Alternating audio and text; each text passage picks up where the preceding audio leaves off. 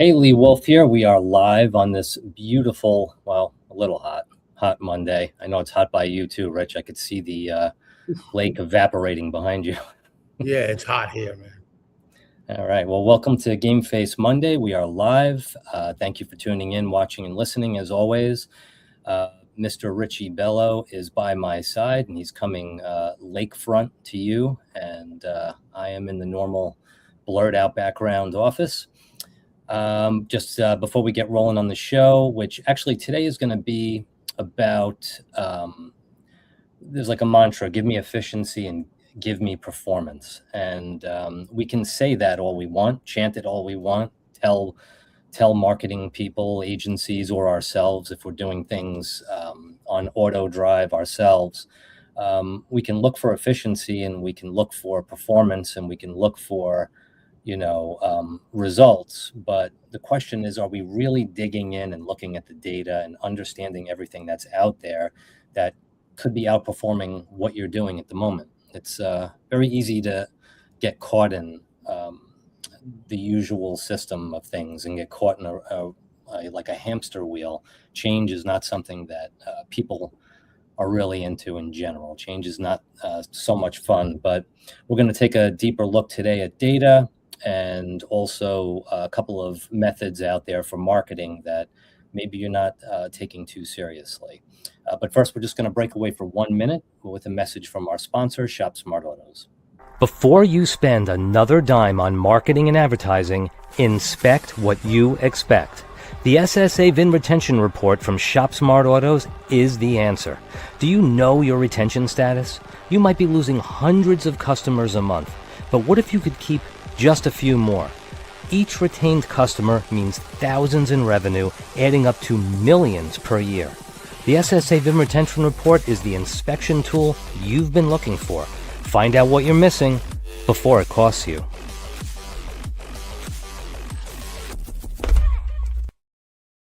Yeah, so I chose that message to kick off the show because the SSA VIN Retention Report is an extremely powerful tool that doesn't necessarily look at your marketing, but what it does is it allows you to know the customers that are coming back to you, the customers you're losing, and where those customers ended up. And then you could break things down. You could break them down by model. You could break them down. There's many ways you can break down this data and say to yourself, like, why are we not selling Tundras? Or why are we not having our Tundras come back to us? And they're all going to the Toyota dealership down the road or somewhere else, or being sold on the street or at an auction. Asking those questions and digging deeper into data give us insights as to where maybe we want to promote ourselves also, and to be able to target, like, okay, maybe we need to do a promotion for Tundras. Maybe we need to offer unbelievable trade-in offers for Tundras, or whatever that may be, and catch it before it becomes a problem. But then when it comes to the types of marketing that we're doing, we have to be able to really dig in and look at the data on that and see how we're performing. Rich, why is it that you think dealerships in general, but businesses in general, but dealerships specifically, why do they get caught in that hamster wheel of just like, oh, I spent 100,000 last year, I have to spend 110,000 this year, and I have to do all the same things, and whether it worked or not, I'm not sure, and like finding all the reasons why things don't work except for maybe the marketing data? Like, why do we get caught in that? Well, that's a good question, but I think that's such a good question that you got to look at diminishing returns, which nobody looks at. Okay, so let's say you're investing and then you get no results and no results and no results, and it goes on and on and on for quite some time, right? And then you think spending more is going to create a market. It ain't going to create a market. So let's take a company like Cox Automotive, right? Where already there's data coming across the wire knowing that Auto Trader is losing dealers, okay? While COVID they were at the highest, 7 to 9%. Before COVID, they were at 6.5, 7%. Now supply was in demand, right? Mhm. So people were in market. Now we're pushing the shoppers to be in market. So now that's a whole different thing. You know, like I'm in different industries, right? As well as you know, right? So one of them is the cable side, right? So I gotta say this: Chris Martinez has been on with appointments and that doing a very, very good job for us. But here is the thing, right? So when you get a bona fide offer from a retail customer, you're supposed to ask them how did they arrive at that, Right. right? So we're not paying attention to that kind of stuff because we were so used to COVID, everybody was laying down, right? And that's why Cars Guru's has problems. A lot of these marketplaces, and the reason I say marketplace because we have a marketplace too. We all do, right? And the difference is that a training program is going to go in place with our marketplace, right? Because it's a whole different thing of non-training people in today's world. Like, you know, Lee, when you were in the retail sector, in the automotive business, you were really, really good.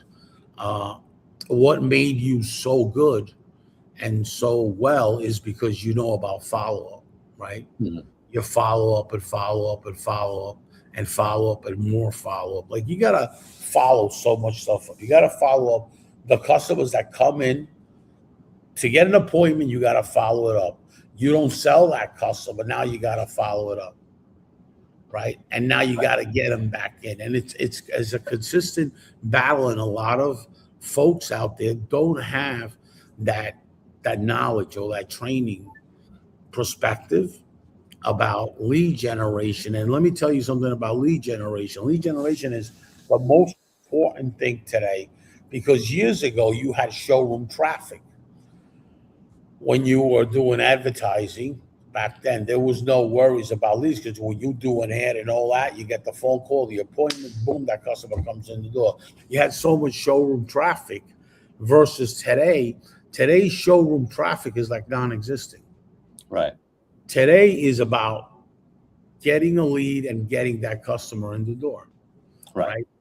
Whether you do marketing with an ad agency that does Google, Facebook, or whatever, it's still all the same. It's following up the customer till that customer comes in the door. Whether you, the dealer, gets traffic on the website and gets the conversion, whether you go out and buy clicks, you know, whatever you do, it's all about that because the customer, it's much easier for a customer today to fill out a form and to try to reach out to you virtually than going into the showroom. Just think about it. Nobody's on the road doing that. There's nobody no more shopping like that. You know, Right. Amazon took care of that for us, right? There's no more of that. So that's the problem. So that's why your ROI is not the same as it was, 15, 20 years ago, Sure. because people used to say, I remember Consumer Reports 25 or 30 years ago, they used to tell the customer, go to 3 dealerships and see who gives you the best deal. People don't go to 3 dealerships no more. People go online and visit 3 dealerships or 4 or 5. And that's how they get deals. Right. So, and this is the problem with marketing, right? And that's a big problem. Now there's other solutions that are coming into play, streaming, right? If I owned a dealership, what I would do is turn on geofencing immediately once my customer walks in here to try to get them back. Right. Because once you go on the device and you see my ad or something and you're home, a streaming, an over-the-top ad comes in on streaming, right? So that's important. So there's new technology today, Wi-Fi marketing, which that's what streaming is basically, right? Wi-Fi marketing, and it has the postal address, so they know when you're in market for a car. Yeah. So it's a very good process to do that. Everybody is Google, Google, Google, Google, and more Google, and dealers are spending and spending and spending. And the truth of the matter is the cost per acquisition is so much higher with Google that there's other solutions out there that all you got to do is try it and then measure your ROI. Dealers don't measure the ROI. Why? You know, I have no idea, because they're just busy. They're spending and spending, and they don't measure that. They say, I have a budget of 30 or 40,000, boom, that's it. And then at the end of the month, they get the cost of acquisitions very high. Few dealerships know how to measure that and see it and have marketing in-house and then hire a marketing company.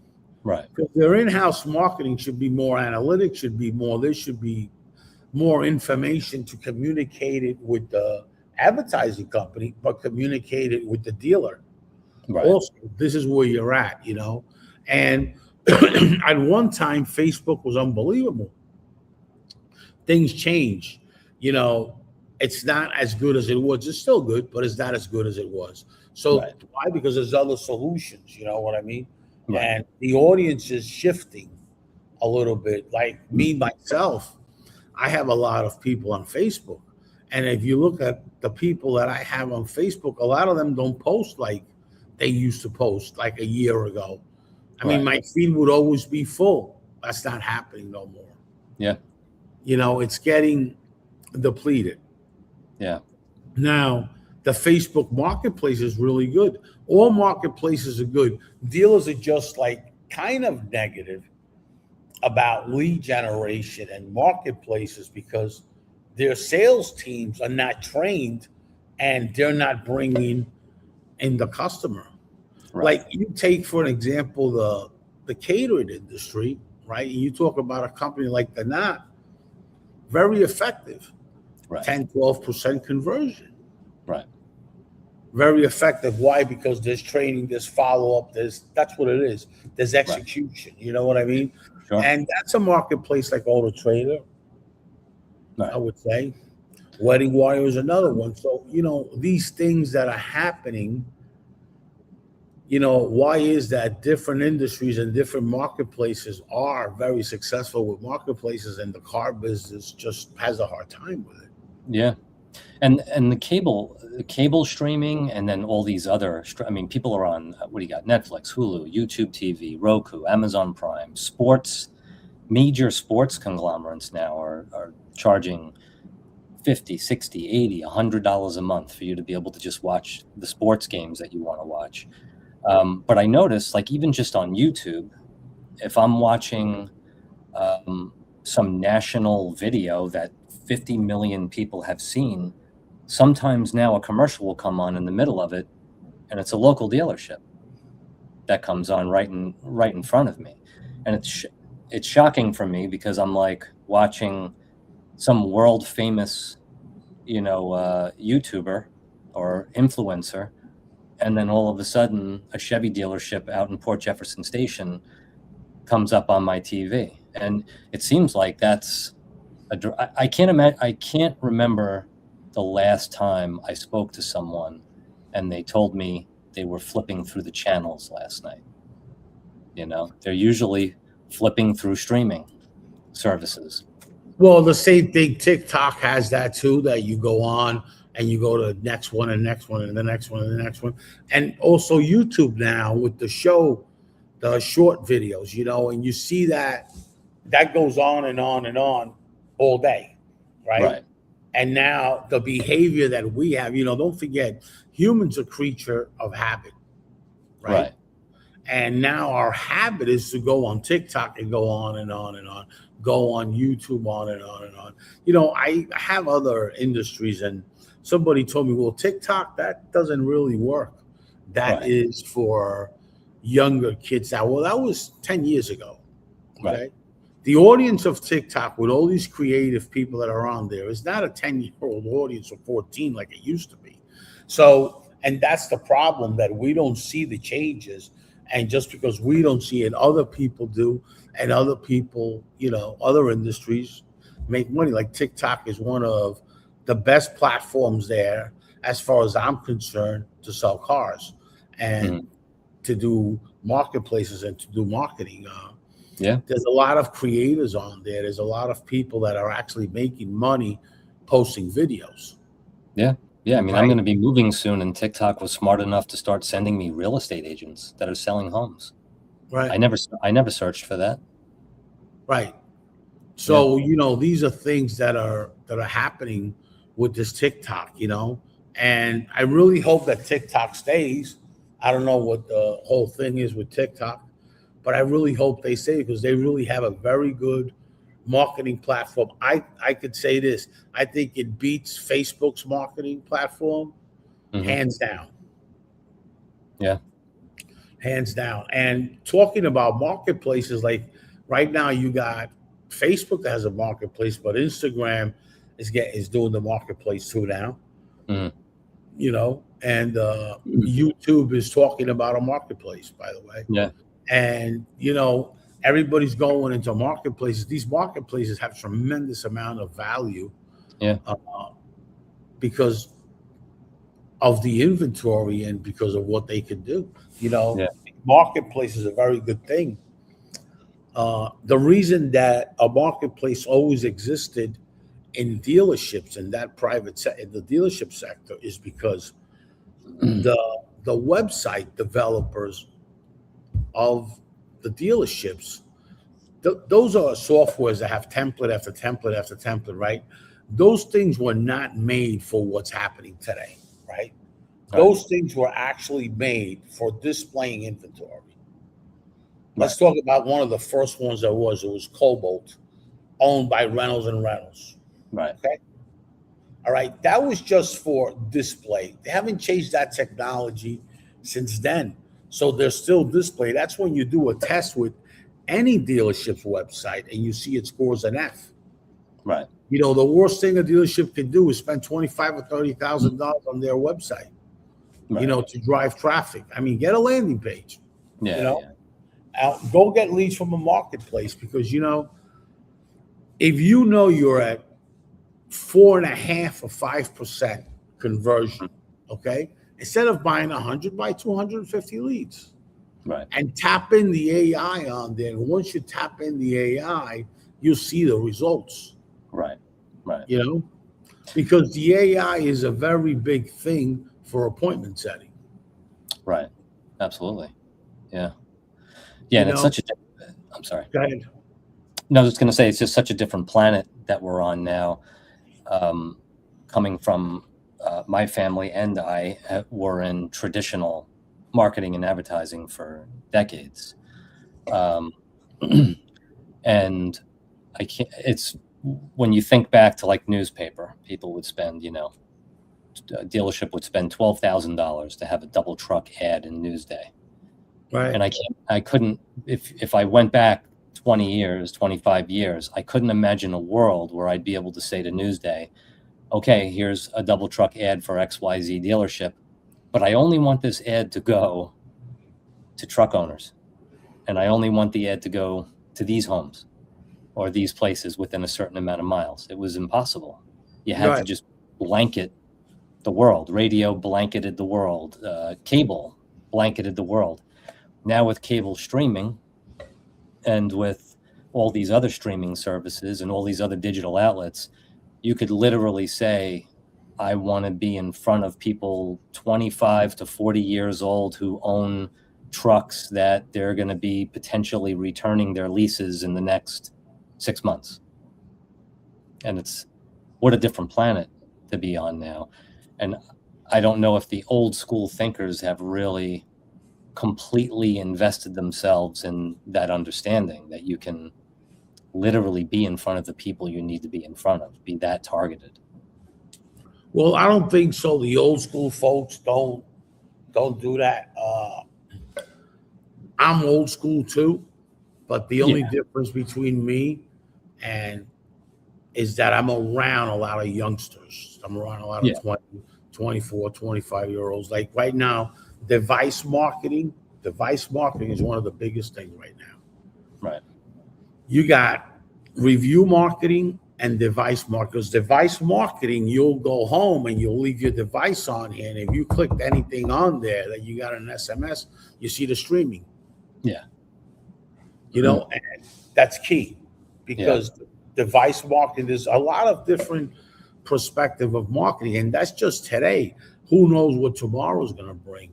I don't know if people know this, but Chat GPT has become an ad network. Do you know that?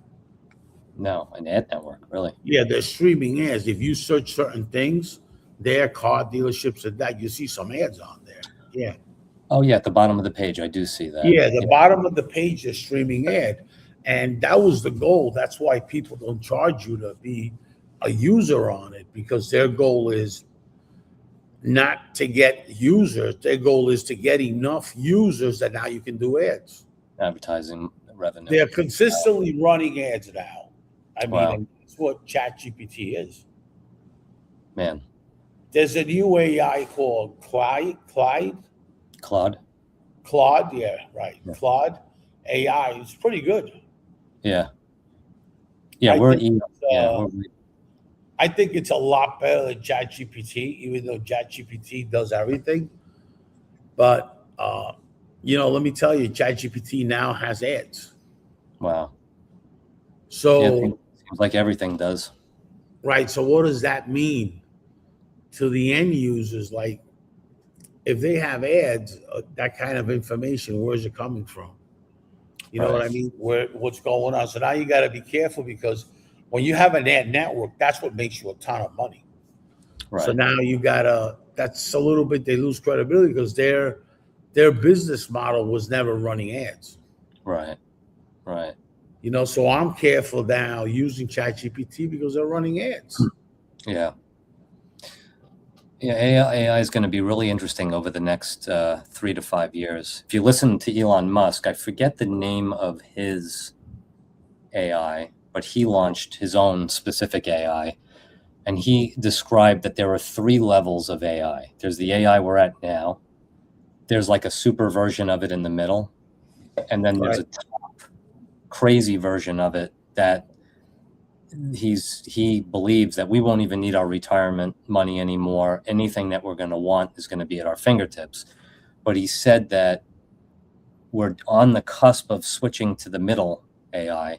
He said, but when we get to the middle version of AI, that AI is going to be so smart that it's going to be able to get us to the highest level of AI within moments, because it'll know how to do it. And it's going to be interesting to see what it does to the marketplace, with jobs, with everything. Wow. Guy wants to have a million robots in people's homes within a couple of years. Well, just let me tell you this. I want to give a shout out to Josh, right? Josh is a young person, a good young salesperson that somebody reached out to me and says, Rich, do me a favor, start working with him. Now, he's been working with him for quite some time, works for a major company. Not ready to make an announcement, but he's going to be coming into our podcast in the future. He's got an amazing product. I mean, Josh has the most amazing product there is. And his amazing product is clicks, okay? They sell clicks, right? So, and that's great. What he's doing now with these clicks are unbelievable. It's another avenue. And these are clicks of customers that are in market, you know? And it's very, very important what he's doing. And, you know, in the last maybe couple of weeks or something, we're making some headway there. He's out of the state of Michigan, which, I mean, everybody knows that I got my ties into that Michigan state for quite some time now. My younger years there, you know. Yeah. So he's doing very well, and he's got an amazing product. His product has great conversion, and here's what his product is like, right? It's a lot better than you would get Google. Well, why is that? Because if you do a Google ad, like Lee, for example, yourself, I tell you, hey, Lee, do a Google ad and you're doing marketing, you might not know how to pick the right audience. These are clicks that marketplaces are getting, like clicks that I'm getting, clicks that this guy's getting, clicks that everybody's getting. So he got all those clicks together. Now he can drive those clicks to your dealership. And what does it use AI to understand the types of people that you? Well, like for example, let's say like ShopSmart, right? Mhm. It gets customers that come in there and don't buy anything. Now you got those clicks that you can drive them to your dealership. Wow. You know what I mean? Yeah. And he's selling, and he's being very, very effective in a lot of different markets. He's doing a really good job with it. And, you know, he is very young. Mm-hmm. You know? Yeah, he looks it from his photo, if that's who we're talking about. Yeah. Yeah, Josh Rice. Yeah. Yeah, he's very, very young. He's doing really good. This one company that we're getting ready to announce soon, coming to the podcast, we're going to give him a good introduction. That company, I know, I've been with that company a very long time, close to, 20, at least 20 plus years. Wow. I got relationships in companies like that and companies out in Michigan. So he's doing really, really well. I mean, I flew out a few times to Michigan to see the product line as the development phase was happening and all that. And now it's kind of fully developed and with customers, and clicks. Because sometimes the Google clicks don't convert. Right. It's about in-market audience, like streaming. That's about in-market audience. Right. Yeah. If you don't have in-market audience, it's not going to convert. Right. I have one of the businesses that were getting like 40, 50, 60 leads a month, and we brought it up to 300, 400, 500 leads. Well, the problem is they were picking the wrong audience. They were more focusing on keywords than audience. Right. Okay, so let's focus on keywords. But now, what is the audience that's clicking on that? Is that an audience that's in market? Because if it's not in market audience, it doesn't matter. Then you got a high bounce rate. Then you got this. Then you say, what's going on here? Yeah. Well, because the time in marketing and digital marketing is picking the audience. Right. It's not making the ad. It used to be making the ad was different. Let's do an ad. Okay, artwork and all this. That's not where the ability is today. The ability is pick the audience. Because they let you pick the audience, with Newsday, with cable, they had the audience already. It's a whole different thing. Here with Google doesn't pick the audience for you. You got to pick it. Right. So if you're picking borderline audience, that's when you're going to get a lot of clicks and not a lot of conversions. Right. The whole idea with it is to keep your clicks high, but your conversions higher. Yeah. And the only way you're going to do that is by picking the right audience. All right, let's break away for 1 minute just to hear another quick message from ShopSmart Autos. ShopSmart Autos knows the new car market is starting to take a back seat, and pre-owned is where it's at. That's why it's time to seriously tap into the private seller market. With ShopSmart Autos, your dealership can now target private sellers by zip code and radius. Yes, anyone looking to sell their vehicle in your area. Once you decide how many opportunities you want and start reaching out, ShopSmart Autos launches a complete dealer-branded nurture program that drives those sellers straight to your showroom. And the best part? You get all the details on the seller and the vehicle, so you know exactly what you're dealing with. So grab that trade, put them behind the wheel of their next vehicle, and create a world of growth and retention. Auctions are cutting into your profits, and sourcing quality pre-owned vehicles takes too much time. ShopSmart Autos has the answer, driving the private seller market to your door. So let me ask you this. When it comes to on the dealership side, people that go into dealerships become salesmen, women, become managers, general, all this.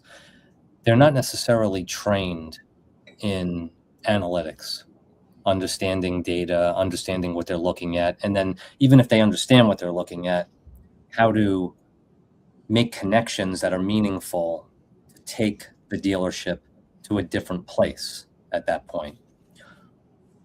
What would you suggest inside a dealership that they do? Is it getting one or two people specifically trained in analytics or data or understanding? Is it making sure that you hire someone that maybe comes out of school is that like so important that they should be investing in someone there?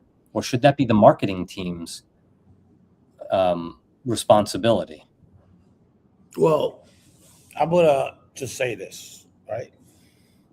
Take any AI platform, right? Upload Google Analytics and say, explain to me what this means. Right. And you get a really good summary. And not so your people don't know how to do it, but learn with this AI thing, right? Right. Learn it with the machine. Right. I mean, I look at analytics myself all day long and I'm very good with it, you know what I mean? But that's me, but I still learn. Maybe I'm missing something. When I upload a file to ChatGPT or whatever AI I use, I use a few of them. So the Gemini one, I use two, and I use one that's for Google developers. I mean, I learn too. Right. Even if you do know, you go in and upload this file and you start learning. Lee, there's a problem. You know what the problem with smart people is?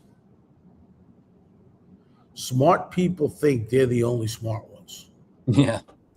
They don't try different things. They think I'm smart, so I don't need this. Right. I know already. I don't need this. I can figure it out. I know already. That's the problem with smart people. Mm-hmm. And the problem is what you could always tell when a smart person is talking to you, right? Because they talk to you a little different. Right. You know what I mean? But me, I'm not smart at all, right? A person that, wait a minute, let me learn. To me, learning is bigger than anything else because in the learning is where my profits are going to be. Right. So even if I know analytics, even if I know data, I got tons of people that look at me like I know a lot about data, really people that are in the car business, that are somebody, and I still learning because now I have something that's AI, okay, that I can never compete with AI. Right. How am I going to compete with AI? I'm not a machine. Yeah. The mood has to be right. My head has to be right.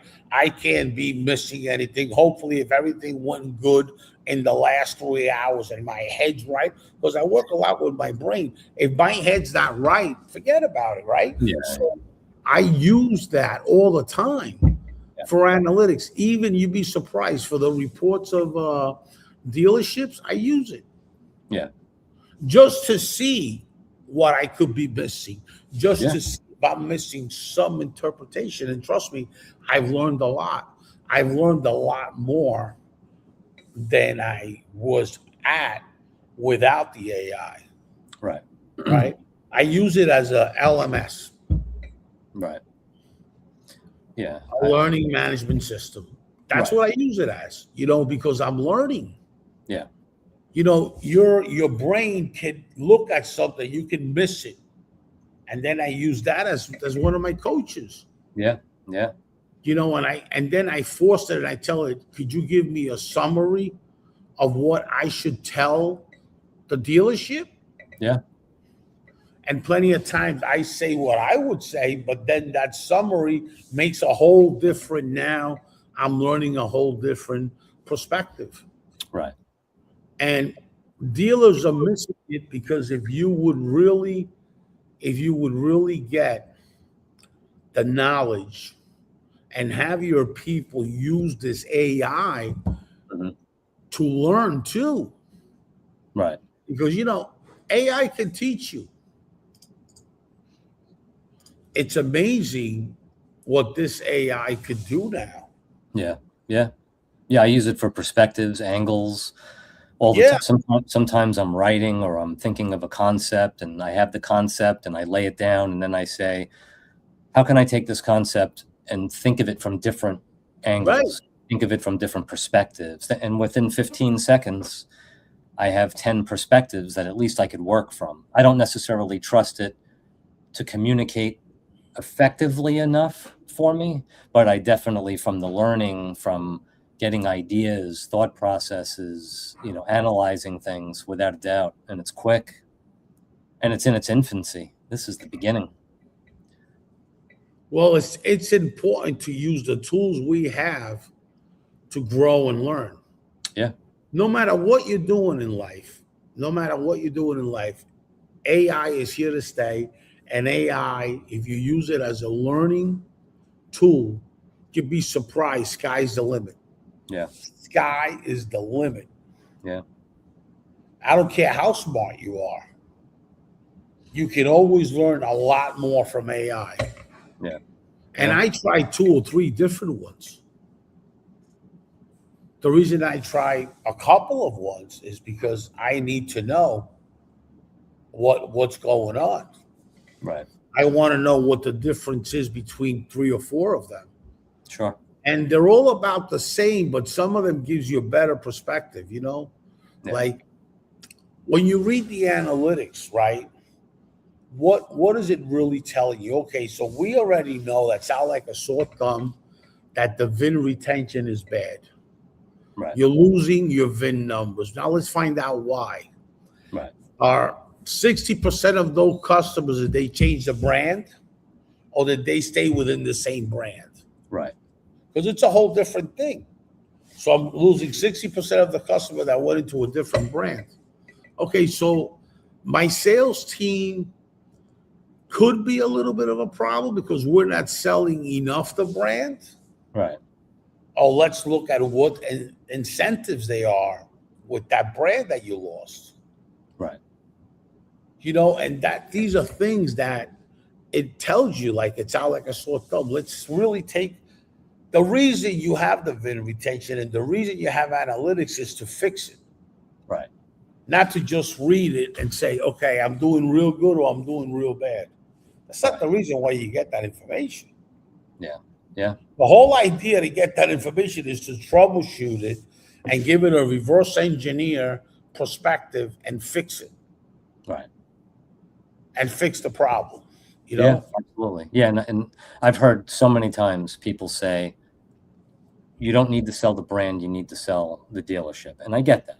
I get Right. the experience at the dealership is huge, but you don't need to sell the brand and thinking that everyone that walks into a Mercedes dealership is just necessarily going to get a Mercedes and they're there because that's what they want and that's it. They might end up in a Lexus. Right. You don't know. And also, you don't know the salespeople, right? Somebody comes in about price, a salesperson knows how to overcome it. Right. Somebody comes in about a dealership, a salesperson knows how to overcome it.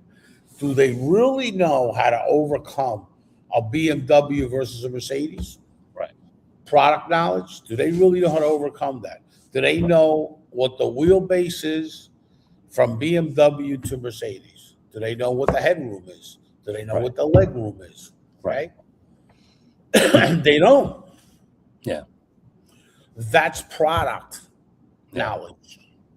Okay. Yeah. So, these are all things like, let's find out why your store is losing so many VINs. Why? What's the reason for that? Yeah. Yeah. Or why it's just a specific model. We have a store in Florida that's losing a lot of VINs. I just got off the phone with one of the people that are in the store. That's a partner, right? We've had him on the show a few times. But, why are they losing so many VINs? I don't know. They got to get an assessment. We got to pull up registration data, and we got to pull up their DMS and find out those customers what they bought. Yeah. Did those customers buy what car? Right. We don't even know if it's a sales. Oh, they need training. No, we don't know yet. How do we know that? Right. It's the same thing as this. I have my bounce rate. People are staying on the website, let's say 8 seconds, right? Well, your website, for it to come up on the speed, it says it's 7 seconds. So it's not your content and it's not your images. It's nothing. It's taking 7 seconds and they're bouncing out in 8 seconds. You have a problem with speed. Right. Let's fix that. So, well, we did. Now it's 1 second. Now they stay on the page 60 seconds, a minute. Right. Yeah, they look around a It little. wasn't the content everybody's worrying about. You got to change your content. You got to do this. No, it's not the content. Right. The first thing, let's find out the speed and let's see how fast it is. If you have a bounce rate of 8 seconds and you got the speed at 7 seconds, people are not waiting. That's only 1 second away. Yeah. You know, these are things that need to be identified. The reason you do what we do like this is to troubleshoot and figure it out. Right. Not to figure it out. Yeah. You know? Yeah. Like, you know, one of the best things is called agency analytics. Mm-hmm. His name's Joe Kind, right? Kindness. Really, that's his real name, by the way. Mm-hmm. From the UK. It's a funny name, but that's his real name, right? Kindness, right? Yeah. So they got such a great platform that you can put your keywords on there, everything, and it'll tell you when you have an SEO company that tells you, I'm bringing you this, that, you can see. You don't even need SEMrush. It tells you right in your analytics, your keywords. Right. It tells you your site speed through Google. It tells you everything. It has everything together for you. These are important things that you need. These are the tools you need. Wow. Yeah. Because without those tools, you're not going to get anywhere. Right. You know, and these are all things that are very important. And as far as this marketing perspective, you know, Mr. Dealer, you need to get somebody to find out how many leads you get daily, what are you doing, and what's the conversion like, and stop spending this crazy money. Right. So there's stores out there that are saying, well, we're really killing the bear. How much are you spending to kill the bear? Well, I don't know, $100,000 a month. How many cars you doing? 300, 400 cars? Okay. I mean, that's costing you a lot of money. The cost per acquisition is big. And it's every month that costs. Right. It's serious. Yeah. Yeah. It's like a serious problem. All right. So, anything else going on in the world? There's plenty going on right now. How are things going over at the Institute? Things are going good, but there's all kinds of things. Talking about that, I got to go to Washington on Wednesday. But there's plenty of things going on in the world. I'm assuming you're going to Washington not to go to museums. No, not to go to a museum. Yeah. I should be at the Russell building, the Russell Senate building, which is where Veterans Affairs is, which is the building that I go to. Getting It's close. a beautiful building too. Yeah. Yeah. Yeah. You've been there a bunch, right? Yeah. Yeah. But to answer your question, there is plenty going on in the world. It's just you got to be careful. You got to take one step at a time. Yeah. Yes. What do they say about eating an elephant? One bite at a time. Is that what it is? One bite at a time, right? Yeah. That's what it is. Yeah. You got to take it one piece at a time. Yeah. A lot of elephants running around. A lot of people don't understand that. They want to just have the whole thing and then they get sick. You know what I mean? Yeah. And you can't do it like that, you know? Yep. So everything has a process and everything has the whole thing. It's just like sometimes we don't have the patience. Yeah. You know? Yeah. And we want to just go and go and go and go. Yeah. And sometimes life slows you down. Yes. Life itself says, hold on. Yep. It just slows you down so you can regroup and rethink and then go wrap it up again. Yeah, absolutely. You know what I mean? Yep. How are things over there by you? Good? Good. Yep. Doing a lot of marketing jobs and just working on this podcast and some blogging and newsletters and and hopefully putting something together for Dr. John, who was really a great person to work with. And I know you know him a heck of a lot longer than I do. Actually, the first time I ever met him for real, I met him one time in a meeting, but we didn't really talk. But the first time I really met him was right on this show. Yeah. So, yeah. But, really interesting man. A lot of energy. You would never know his age. Cool stuff. Yeah, he's got a lot of energy. Yeah, fascinating man. He really does. He's a very positive guy. Yeah, a lot of energy, very positive, very, Yep.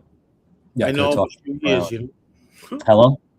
I know him a few years. Yeah. It's like 30 years, is it? I was in my 20s when I met him. Wow. Yeah, so 35 years-ish. You think he's got energy now? Yeah. I can't imagine. No, you can't imagine how much energy that guy had. You really can't. Yeah. You think that, people travel now. That guy used to do, with the Nicholson Group, maybe 200 plus days out of the year traveling. Yeah. Man. He used to have a company called Call Coach, a virtual software company, Call Coach. He would listen to the calls of the dealerships and coach them. Wow. And he had over 1 million hours in listening to sales calls. My God. Yeah. So the company is called callcoach.us. Wow. And that was back when it was all about Call Coach. Very, very aggressive company that he had. And that's what he did, training. Yeah. I remember. Yeah, it was a very big deal. At one time, it was a very big company. You would log in, all the calls went in there and everything. And he had 1 million hours, Wow. throughout the years, of course, Right. 20 years doing this, Wow. And it was very interesting, like that kind of product, what he did. And very, very good software for the time. Right. That's what it was good for the time. Yeah. It was like unbelievable. It was a great software back then, Yeah. And it was about, back in those years, it was all about listening to the calls because it was crazy. I want to send you the link. I finally found that Call Coach thing here, so you see what he did. So it's interesting because that kind of technology that nobody had. Mm-hmm. That kind of technology nobody had back then. Nobody had this, and it was all about the phone calls, like it was originally about the leads. Now it was all about the incoming sales calls. So when there was ads going on Newsday, this is back, back then. Just a lot of people notice, but a lot of people don't know this. We were actually the first BDC of existing at Apple Honda, and it was Dr. John Minarchik and myself and that team. Wow. Before there was even BDC around. So, that was our showcase. And from when we made that into a showcase, Dr. John took that nationally to everywhere. Wow. Yeah. And there was no CRM back then. We were using Goldminer. And we had another store that we had in Long Island, which was called Honda City.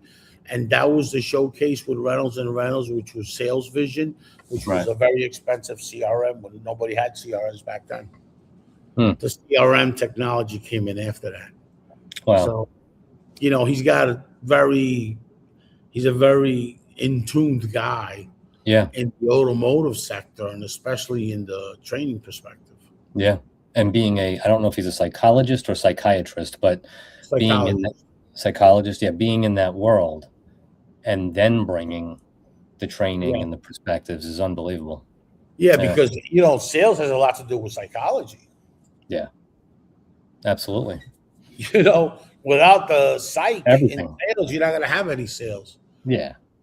Everything. If you don't have the mindset in sales, you're done. Yeah. You need your mind strong. Yeah. Absolutely. And you really can't be around any negativity. You got to stay away from that. Right. The Yeah. negativity is what kills any entrepreneur in any business, Sure. because so many people are hitting you up saying stuff negative to you that then you get negative. And that's one of the things that Dr. John showed me. Right. You can't. If your job is to do certain things, if your job is to get revenue and your job is to make money for others, you can't have that. Right. Because once that's clogged in your head, that doesn't go away that easy. Right. You know, and Dr. John is a master at that, at making sure that his brain's not clogged. He don't even pay attention to a lot of stuff. Yeah. Yeah. And the good thing about him, he's a psychologist. And the good thing about him, he's got a team. Yeah. He's not alone. No, he's got like 20 therapists under him. It's amazing. Yeah. He's got a team of these ladies and guys, you know what I mean? Yeah. That really work it and really know what they're doing. Cool stuff. And he did focus groups back then when nobody even knew what focus groups were. Right. Right. Yeah. In the automotive sector. Yeah. He did a lot of focus groups. He did a lot of very, very positive work in this industry. Hmm. And I'm glad that I was with him for quite some time. Yeah. Because in that process, I learned a lot from him. Yeah. Yeah. You know? Yeah. Definitely looking forward to talking to him more and hopefully having him back on the show again too. That was cool. But Absolutely. yeah, but that looks like that's about it for today. We are going to wrap up this show unless you have anything else to add. That's it, man. Everybody else have a blessed day. God bless everybody. And looking forward to what's left of the year to make it happen. Yeah. Thanks everyone out there for watching and listening. And we will be back again next week for more. Bye. Bye-bye.